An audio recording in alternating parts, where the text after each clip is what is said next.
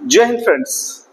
दोस्तों, stock market के अंदर आपको काफी ज्यादा वोलेटिलिटी यानी कि उतार चढ़ाव देखने को मिल रहा होगा। अब ये उतार चढ़ाव क्यों देखने को मिल रहा है आपको पता है। बिहार के अंदर यहाँ पे होने वाले हैं इलेक्शन। अब बिहार इलेक्शन इतना ज्यादा महत्वपूर्ण क्यों है, पहले थोड़ा इसको समझिएगा। बिहार इलेक्शन दोस्तों इसीलिए महत्वपूर्ण है क्योंकि आपको पता है केंद्र के अंदर जो सरकार चल रही है, एनडीए की सरकार, भाजपा की सरकार जो चल रही है, ठीक है, प्रधानमंत्री मोदी जी के नेतृत्व में जो सरकार चल रही है, उसके दो स्तंभ यहाँ पे आपको दिखाई देते हैं। पहले आपके हैं नीतीश कुमार, दूसरे स्तंभ आपके हैं चंद्रबाबू नायडू। दोनों के सहयोग से यहाँ पे एनडीए सरकार जो है अपना यहाँ पे जो है अभी कह लो केंद्र के अंदर बनी हुई है। अब आप देखो बिहार के अंदर जो है ना काफी सारी चीजें अलग तरीके से हो रही है। जैसे आपने देखा कि बहुत सारी यहाँ पर चीजें मैं कहना चाहूंगा, जैसे आपने देखा कि एक नई पार्टी यहाँ पर अभी आई है जनसुराज, है ना, वो लोगों के अंदर ये विश्वास जगाने में यहाँ पर कोशिश कर रही है किसी तरह से कि हाँ ठीक है, लोगों को ये समझ में आ जाए कि ठीक है भैया आप एक काम करो, इतने दिनों से जो व्यवस्था चली आ रही है उस व्यवस्था को हम लोग बदलेंगे। आपने देखा कि यहाँ पे जो है बिहार के अंदर दोस्तों लॉ एंड ऑर्डर तो मतलब क्या ही कहा जाए, ठीक है। आपने रिसेंट में देखा है कि आज ही का यहाँ पे न्यूज है दोस्तों कि यहाँ पे एक जो आपके पुराने सांसद और विधायक रह चुके हैं दोस्तों, मैं यहाँ पे बात कर रहा हूँ किनकी, आप थोड़ा देखिएगा, मैं इनकी बात कर रहा हूँ, दुलार चंद यादव जी की बात कर रहा हूँ यहाँ पे दोस्तों। तो दुलार चंद यादव जो ये हैं, ये बेसिकली काफी लंबे समय से मोकामा क्षेत्र के अंदर बढ़िया काम वगैरह कर रहे थे, ठीक है। अभी इनका जैसा सुनने में आया हमें भी कि ठीक है ये आपके जो है जनसुराज पार्टी से इनके जो एक पोते थे शायद, वो जनसुराज पार्टी से यहाँ पे लड़ रहे थे और ये जनसुराज के कैंडिडेट आप कह लो कि यहाँ पे इनके पोते थे और इनकी अब जो है हत्या यहाँ पे कर दी गई है। तो बिहार के अंदर तो यहाँ पे मतलब क्या कहा जाए कि लॉ एंड ऑर्डर पता नहीं कब यहाँ पे ठीक होगा, सरकार कब यहाँ ध्यान देगी ये तो आप छोड़ ही दो, लोग भी नहीं जाग रहे, मतलब पता नहीं क्या हो गया है लोगों को। मतलब ये हो सकता है इस चुनाव में दिखे, मैं ये बिल्कुल क्लेम नहीं कर रहा कि ठीक है लोग बदलना ही नहीं चाहते, लेकिन चीजें क्या है ना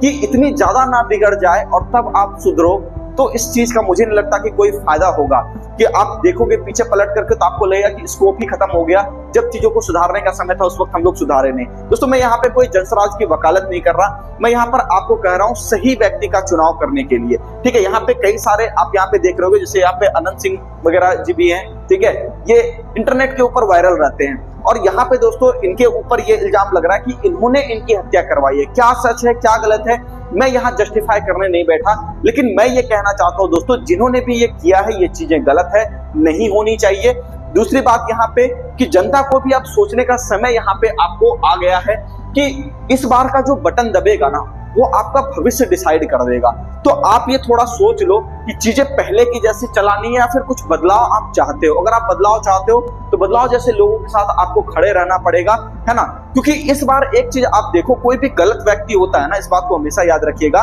वो हमेशा सच्चे इंसान से डरता है, वो गलत इंसान से नहीं डरता। बात समझ रहे हैं, वो हमेशा एक सच्चे इंसान से डरेगा। कि सच्चा इंसान जो होता है उस व्यक्ति से वो ज्यादा इसलिए डरता है क्योंकि उसको लगता है कि लोगों को अगर एक बार अच्छाई की आदत पड़ गई तो लोग अच्छे जब बन जाएंगे तो हमारे जैसे लोग को ये नकार देंगे पूरी तरह से, और अगर समझदार हो गए, हमारे से ऊपर हो गए, जान पहचान अच्छी हो गई, ठीक है,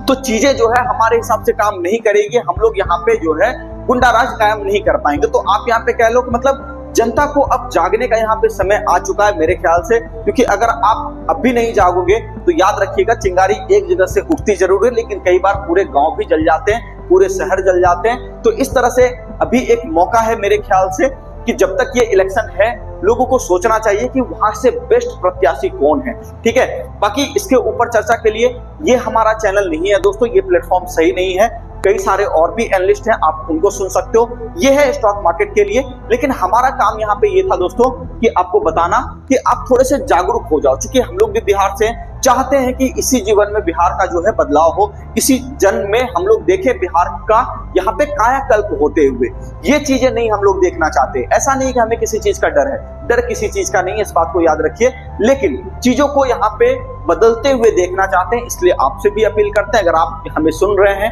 चीजों को समझ रहे हैं तो जागरूक होइए, अच्छे लोगों को मौका दीजिए, अच्छे प्रत्याशियों को मौका दीजिए ताकि बिहार का भविष्य बेहतर हो, ठीक है। कौन सही है कौन गलत है वो आप तय कर लीजिए, कमेंट सेक्शन में बता सकते हैं। बाकी हम लोग बात कर लेते हैं कि स्टॉक मार्केट के अंदर से आपने देखा कि निफ्टी तो चलो ठीक है एक गिरावट आपको दिखाया, इसके पीछे एक सबसे बड़ा रीजन मैंने आपको बताया था कि इंडिया विक्स जो है दोस्तों यहाँ पे आपका बॉटम यहाँ पे जो है लगा रहा है। और बॉटम लगाने के केस में मैंने आपसे कहा था कि विक्स जैसे जैसे ऊपर की तरफ यहाँ पे अब चूंकि चांसेस है कि बढ़ेगा, और आप देख भी रहे हो कि मैंने जब बताया था तो उस वक्त तकरीबन 9 या 10 के आसपास विक्स हुआ करता था, अभी लगभग ये 12 के आसपास चला गया। तो मतलब ओवरऑल आपको दिख रहा है कि विक्स धीरे धीरे यानी कि वोलेटिलिटी इंडेक्स यहाँ पे आपको बढ़ता हुआ दिखाई दे रहा है। तो उसको देख करके ये साफ समझ में आ रहा है कि मार्केट आपको यहाँ पे डाइसी होने वाला है। ठीक है, अभी भी बहुत ज्यादा रिस्की नहीं है, ऐसा नहीं कह रहा कि बहुत ज्यादा उतार चढ़ाव है, ये एक मीडियम उतार चढ़ाव। लेकिन आप ये देख सकते हो कि आने वाले समय में जैसे इलेक्शन के रिजल्ट आने लगेंगे, क्योंकि आपको पता है कि यहाँ पे नीतीश कुमार जी की एक छवि रही है बड़ी गजब की। ठीक है, वो थोड़े से चलो जैसे भी इंसान है, लेकिन थोड़े से एक दल बंधु टाइप के किस्म के इधर से वो छवि बना ली है कि इधर से दल से निकले, कभी आरजेडी से निकले तो चले गए वहां पे जाकर के भाजपा में, भाजपा से निकले चले गए आरजेडी में। तो इस बार भी सारे लोगों को ये लग रहा है कि भैया कहीं ये वापस से चीजें बदल ना ले, और बदलेंगे तो क्या पता कहीं केंद्र के अंदर भी कुछ डिस्टर्बेंस ये करना बैठे। ठीक है, तो इस तरह से बहुत सारी अटकलबाजी है। तो चूंकि मार्केट के अंदर जो इन्वेस्टर होते हैं दोस्तों, वो भी चीजों को परखते रहते हैं, देखते रहते हैं कि कहीं अगर केंद्र के अंदर सरकार हिली तो फिर समस्या ज्यादा बढ़ सकती है, तो उस केस में मार्केट आपको गिरता हुआ भी दिखाई दे सकता है। तो यहाँ पे दोस्तों अभी बिहार इलेक्शन इंपॉर्टेंट है, सीट को देखना जरूरी है कि कितनी सीटें किसके फेवर में आ रही है, ज्यादा विधायक किसके पार्टी से जीत रहे हैं, क्योंकि इस बार का समीकरण थोड़ा सा उलझा हुआ है, पिछली बार की तरह नहीं है। क्योंकि एक ऑल्टरनेट भी यहाँ पे खड़ी है, आपको पता है जनसुराज पार्टी, तो वहां पे किस तरह से प्रशांत किशोर जी यहाँ पे चीजों को बदल पाएंगे, जो रैली उनके भीड़ में आती है, ठीक है, या फिर आरजेडी है या फिर आपके भाजपा के लोग हैं, तो ये सारे लोग मिल करके, ये सारी पार्टियां मिल करके किस तरह से नया समीकरण बनाएगी, इसको थोड़ा सा देखना होगा। ये उतना आसान इस बार का इलेक्शन मुझे नहीं लगता कि हो रहा है, कोई एक तरफा जैसी बात नहीं है।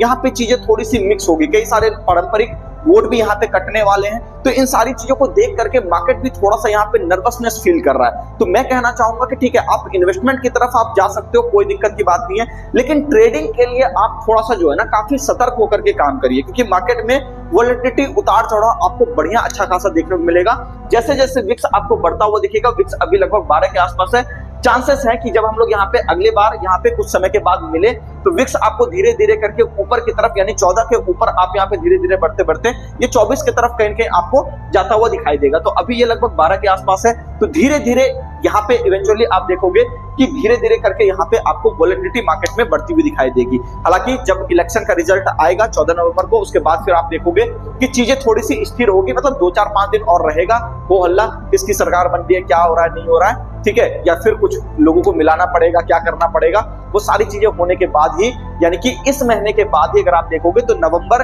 के एंड से आपको क्लियरिटी मिल जाएगी। नवंबर तक मार्केट आपको थोड़ा सा यहाँ पे वोलेटाइल रहेगा। फिर भी अगर हम लोग नीचे की लेवल्स की बात करें तो बहुत ज्यादा गिरावट यहाँ पे मुझे नहीं लग रही, 100-150 पॉइंट 200 पॉइंट बहुत ज्यादा यहाँ से भी निफ्टी अगर गिर गया तो गिर गया, उसके बाद आप देखोगे निफ्टी एक फ्लैटिश जोन में चला जाएगा, फिर धीरे धीरे करके मार्केट कहीं कहीं अपना आहिस्ता आहिस्ता ऊपर की रैली कंटिन्यू करेगा। देखो इंडेक्स को लोकल खबरों से उतना ज्यादा फर्क नहीं पड़ता, लेकिन चूंकि ये खबरें केंद्र से जुड़ी हुई है इसलिए मैंने आपको बताया। ऐसा नहीं है कि बिहार इलेक्शन को मैं यहाँ कवर करने आया हूँ, ऐसा बिल्कुल भी नहीं है, ठीक है। तो चीजों को समझ करके आपको काम करना है, मार्केट में थोड़ा सा सतर्क होकर के ही काम करना है। सेक्टर्स कई सारे हैं, जैसा कि मैंने आपसे बहुत बार ये बताया है, पिछले कई सारे वीडियो में लगातार आपसे कह रहा हूं, मेटल सेक्टर आपको बिल्कुल ये आप कह लो कि एकदम मतलब हॉट सेक्टर में से एक है कि आप अगले साल में बहुत बढ़िया इसमें परफॉर्मेंस देख सकते हो। बैंकिंग सेक्टर के अंदर भी आपको पीएसयू बैंक्स बहुत ही बेहतरीन परफॉर्मेंस देते हुए दिखाई दे सकते हैं, ठीक है। फार्मा सेक्टर, आईटी सेक्टर में थोड़ी बहुत अंडर परफॉर्मेंस रहेगी, लेकिन ओवरऑल अगर आप देखोगे जैसे गैस सेक्टर वगैरह हुआ,